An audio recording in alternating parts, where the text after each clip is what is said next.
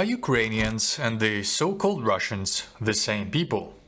The same people that just historically got separated into different states, almost like North and South Korea.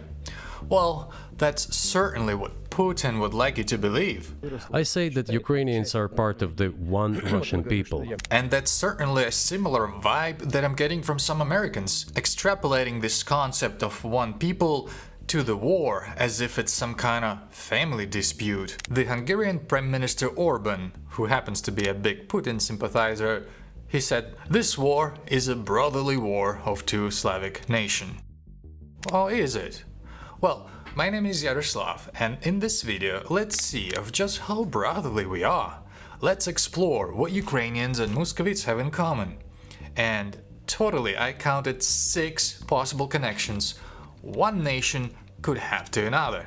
These are ruler dynasty, territorial connection, ethnic, religious, linguistic, and national identity connection. So let's dive deeper into each one of those and see for ourselves. But before we do, a little bit of a context. This video was supposed to be just a segment in my big episode on how Moscovia stole Russian identity. I wanted to explore what those two nations have in common, if anything, so that we could better judge if Muscovites have a right for Russian identity. So make sure to check out that video as well, so you'd better understand why I call Russians as Muscovites, and that you actually understand that in reality Ukrainians are the descendants of Russian people, aka Ruthenian people. The same way how Italians are the descendants of the Romans, or French are the descendants of Gal people. Anywho, let's jump right in.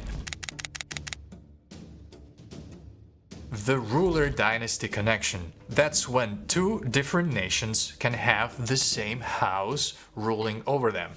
For example, the Dutch, Spanish, and Austrian people have the same house of Habsburg ruling over them in common. So Muscovites and Ruthenians do have the same dynasty of Russian rulers.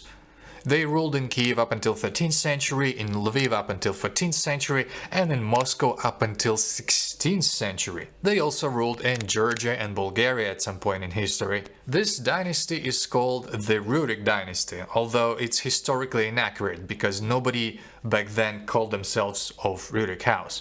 On top of that, Rurik himself is considered to be a legend, and his existence would create conflicts in our historical timelines. Though the legendary status of Rurik didn't stop the great historian Putin from speaking of him as if he really existed.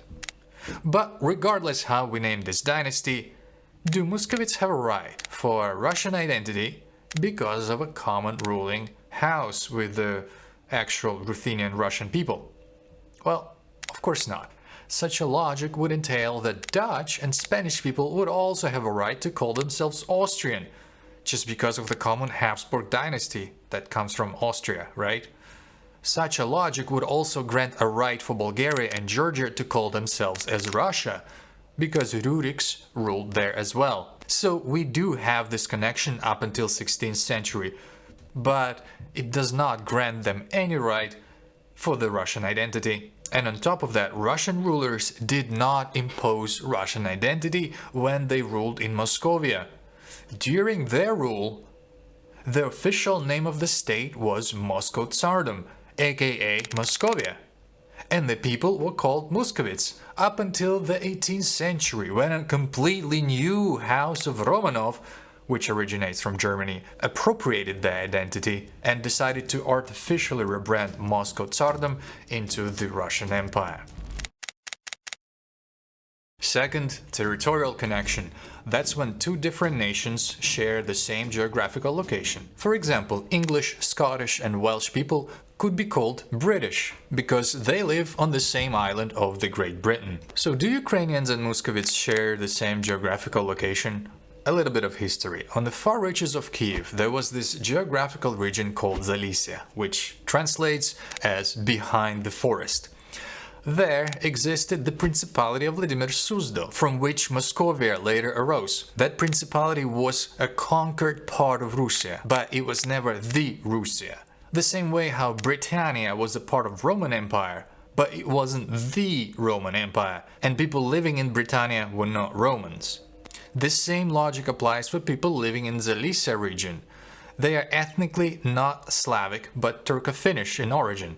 And of course, originally they didn't even speak a Slavic language. And they have never identified themselves as Russians up until just a century ago, actually. Those Turco-Finnish tribes were conquered by Kiev and were paying tribute to Kiev. We can say this for certain from the plethora of evidence we find in old chronicles and from dozens of historians who analyze them. Let me give you just a few examples so that you know I'm not making this up. This Moscovian historian Prisilkov defined Russian lands as those that were not paying tributes to Kiev, which were only three principalities of Kiev, Chernihiv and Pereyaslav, which today are all located in the central Ukraine. Another Moscow historian, Rybakov, in his work The Birth of Rus, writes, "Trips from Novgorod to Kiev, Chernihiv, Pereyaslav were always considered by the Novgorod chronicler as trips into Russia. The region of Zalicia was excluded from the concept of Russia in the narrow sense, basically confirming that they were a conquered part of Rus, but were never referred to as Rus." There is another Moscow historian, Andrew Robinson, who also confirming the fact that the name Russia was applicable to only three provinces, Kiev, Chernihiv, Pereyaslav. Yet another historian, Tikhomirov, describes Russia as a territory directly connected to river Ros, which is on the territory of Ukraine. The point I'm trying to make is that evidence is overwhelming. Anyone reading the old Russian chronicles would come to the conclusion that Zalicia region where Moscovia originated was never called as Russia, Russia, Ruthenia. These are all just exonyms of one word, Rus. Thus, we can conclude that Muscovites have no territorial connection to Russia. Their lands have never been called that, and the people living in those lands have never naturally identified themselves as Russians. 3. Ethnic connection is when people have a common ethnicity. For example, Swiss Germans, Bavarians and Austrians are believed to share the same ethnicity, yet they live in 3 different countries. So do Ukrainians and Muscovites share the same ethnicity? Moscow propaganda would want you to believe that we do, but in reality, as I mentioned before, Muscovites are not even Slavic in origin. Ethnically, they're further away from Ukrainians than Polish or Belarusian people, our ethnic Slavic neighbors. There is a very interesting excerpt from a chronicle that was written in Kiev in the 12th century. I think this chronicle is called with the most badass name of all time. It's called The Tale of Guy Bonniers. Anyway, here it says about Muscovites. These are different people who speak different language, but pay tribute to Russia, and then they proceed to list different Turco-Finnish tribes: Chut, Permian, Meria, Vesa, Muroma, Cheremisi, Mordva. I've been highlighting those tribes on a French ethnographical map of 1848. Here we can also see written in French geographical label Ukraine and people living here Ruthenis or Malorussis. Malorussis is an artificial imperial label meaning Little Russians given to us by Muscovites, while Muscovites took on the name the Great Russians themselves. They took it so that they can claim to be of Slavic origin. But frankly, if you open any ethnographical map, you'll never see that Ukrainians and the so-called Russians are shown as one people. On this 1918 Swiss map, which, by the way, accurate to its period, doesn't list any Russians, because they were still not created, but depicts Muscovites by their artificial name of Great Russians. One thing to note though on the subject of origin of Muscovites, they did conquer a Slavic nation, the Novgorod Republic, in the 15th century and forcibly assimilated with Novgorodians. So currently they are a mix of various ethnicities. Thus, in this segment we can conclude that there is no ethnic connection between Ruthenian people and Muscovites. We are completely different people. Zero connection.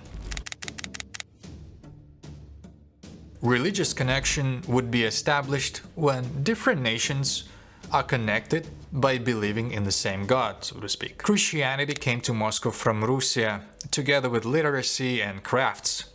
The branch of religion that came from Kiev was referred to as Russian religion. So during several centuries, Muscovites were of Russian faith. So we could actually count this as a valid connection between Russia and Moscovia. However, in the 17th century, Muscovites annexed Kievan Metropolia, and to do that they basically destroyed the birthplace of their religion. I go into much more juicy details about this in my video KGB Priests, where I explain the church history and expose the dirty tactics Moscow used to destroy Kiev Metropolia, so check it out. But the main point here is that why would they annex Kiev Metropolia?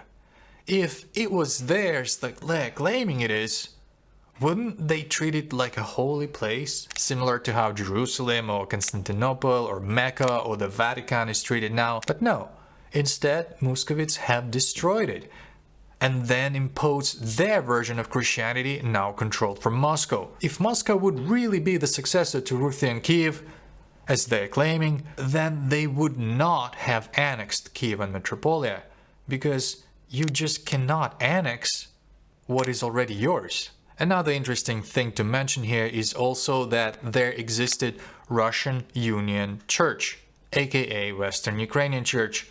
Well, Muscovites have destroyed it as well, even though it had the name Russian in it.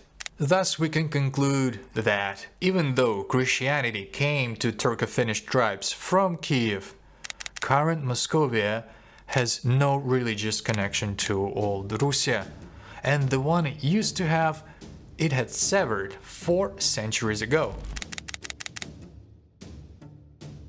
Language connection is when different nations speak the same language. One obvious example would be how English is being used by former British colony, the United States of America, thus connecting those two nations. But what about Ukraine and the Moscow Empire?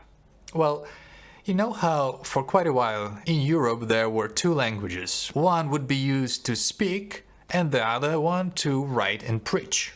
Isaac Newton, for example, spoke English but wrote his scientific works in Latin. A similar duolingual system was in Old Russia as well, where written language was Church Slavonic and the spoken language was Russian. The Church Slavonic language was created by those 2 guys with one goal in mind, so that to spread the Bible among the Slavic people. They used the Bulgarian language as a base and created an alphabet for it. One of those guys is called Cyril, hence the alphabet they created is called in his name, Cyrillic. Now the spoken language, the actual Russian language, is an Old Ukrainian, similar to how Latin could be considered an Old Italian language. Well, and guess which language the Turco-Finnish people of Zalicia region adopted? The spoken Russian language or the written Church Slavonic language? It's not a hard guess. They have adopted the only written language available back then, the Church Slavonic, on which they preached and prayed their Christianity. This fact is very apparent when you look at the Bulgarian and Muscovite languages today. They are strikingly similar.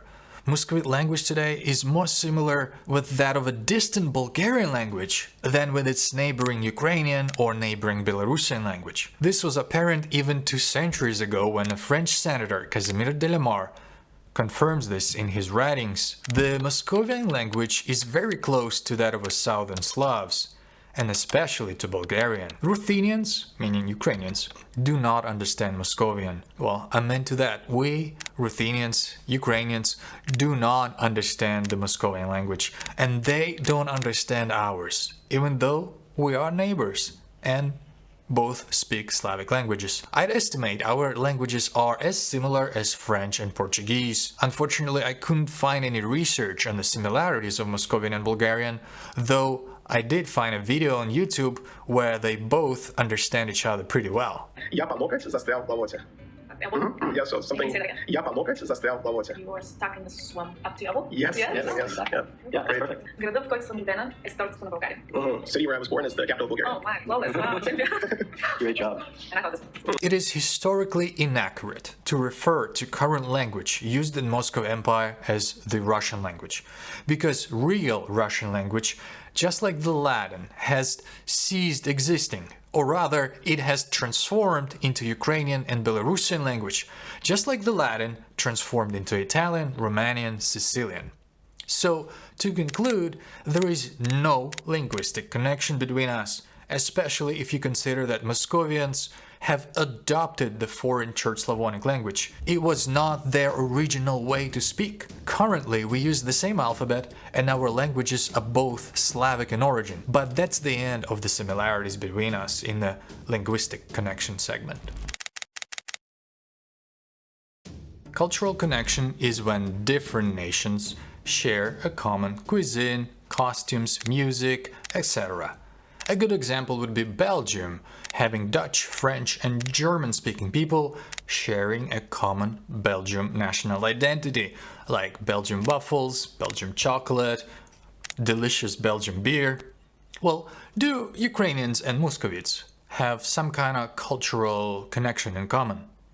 Well, let's do a really fun experiment. I will use Google image search and I will type in Ukrainian old photos of Ukrainians, and then I will type in Muscovian old photos of Russians. So let's observe the old photos of Ukrainians and let's look at the background, let's look at how people are dressed, let's look at the face expression of people, let's look how tidy they are, how dirty they are, how happy or non-happy they are, how clean their background is. So these are basically all Ukrainian people, right? But now let's look at old Muscovite photos. Again, let's look at their face expressions, the way they're dressed, what's in the background. Oh my god, their bare feet.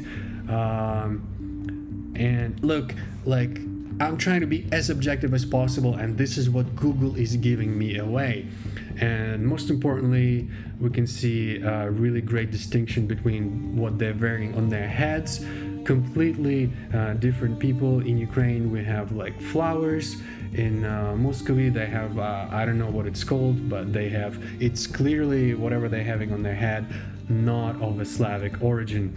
And then on the background we see some kind of cracked houses.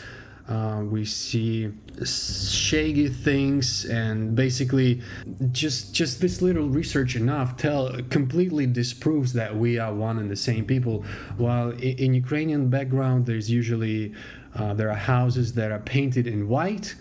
If you see it, Ukrainian photos look more happy overall in general. They look more cleaner overall. They look, I would even say, more wealthier overall, more vibrant. If I can say that. Oh, right here, classical Ukrainian house with the white walls. And we can also see completely different national costumes. But anyway, one can clearly see that we do not share a similar cultural identity, as Muscovites try really hard to prove, especially by placing lots of boards saying that we are one people. We are one people all over the occupied territories in Ukraine. I guess those big boards hold as much truth as the ones in Kherson saying that Russia is here forever, or as much truth as when Hitler said that his Third Reich would last 1,000 years. Yeah, it only lasted like, what, 10 years or something? So anyway, we have completely different music.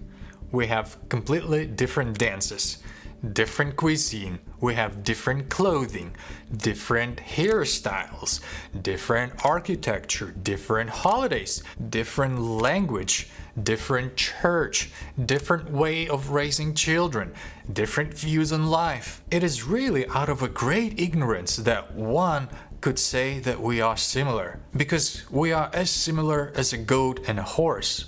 They kind of both have 4 legs. As you can see, Ukrainians and Muscovites, who call themselves Russians today, are completely different people. The war in Ukraine is not a family dispute. It's a global battle of completely different values. It's a battle of democracies versus dictatorships. Moscow Empire is a global problem, shoving up its nose into all kinds of foreign affairs, from influencing elections in United States to weaponizing migration in Finland. Please help Ukraine resist this invasion. help defend democracies, help stand up against dictatorships. Here is a PayPal volunteer that I trust but I'm not affiliated with.